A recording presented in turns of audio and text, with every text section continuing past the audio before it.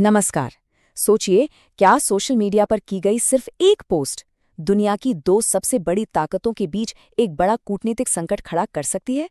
सुनने में शायद अजीब लगे, लेकिन ऐसा ही हुआ है।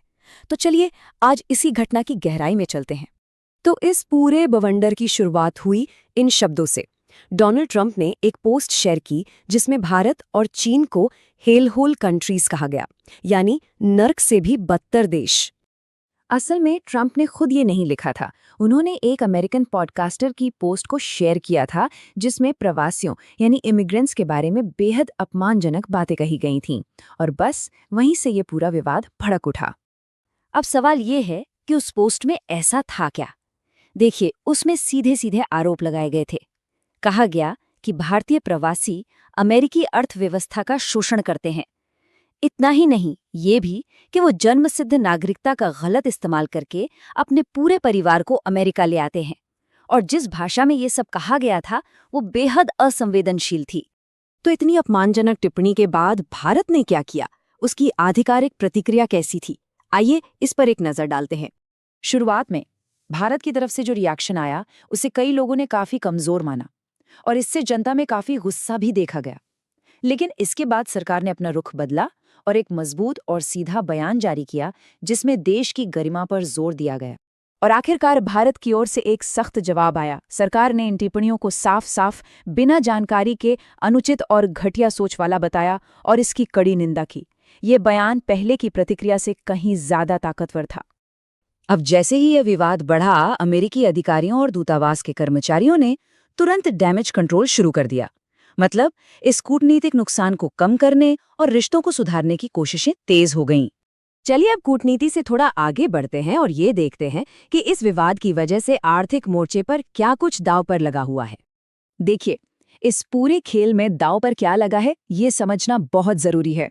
हम बात कर रहे हैं 500 अरब डॉलर की। जी हाँ, 2030 तक अमेरिका और भारत के बीच व्यापार का आंकड़ा यहां तक पहुंचने का अनुमान है। अब खुद सोचिए, ये कितनी बड़ी रकम है और ये दोनों देशों के बीच कितने गहरे आर्थिक रिश्ते को दिखाती है। यहाँ पर स्रोत सामग्री एक बड़ी दिलचस्प तुलना करती है। जैसे अमेरिका के साथ बढ़ते व्यापार ने चीन की करेंसी युआन को बहुत मजबूत किया था, कुछ वैसा ही भविष्य भारतीय रुपये का भी हो सकता है। मतलब जैसे जैसे व्यापार बढ़ेगा, इसका असर भारतीय करेंसी पर भी साफ दिखेगा। ठीक है, तो आर्थिक आंकड़ों की बात तो हो गई, पर इसका जमीनी स्तर पर भारतीय अमेरिकी समुदाय पर क्या असर पड़ रहा है। चलिए उस मानवीय पहलू को समझते हैं। और यहाँ एक आंकड़ा है जो सच में चौंका देता है। एक सर्वे के मुताबिक 40% भारतीय अमेरिकी 40% मौजूदा राजनीतिक माहौल की वजह से अमेरिका छोड़ने के बारे में सोच रहे हैं। ये सिर्फ एक नंबर नहीं है, बल्कि उस समुदाय के अंदर जो गहरी चिंता और बेचैनी है, ये उसका एक बड़ा सबूत है। और बात यहीं खत्म नहीं होती। एक और आंकड़ा है जो इस असंतोष को और साफ करता है। लगभग 71% भारतीय अमेरिकी इमिग्रेशन और अंतर्राष्ट्रीय संबंधों को संभालने के अमेरिकी तरीके से नाखुश हैं। ट्रंप के ही शब्द हैं, हमें नॉर्वे जैसे देशों से प्रवासी क्यों नहीं मिल सकते।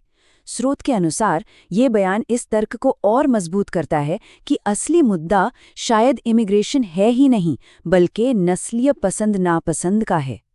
और ये सिर्फ बयानों तक ही सीमित नहीं है।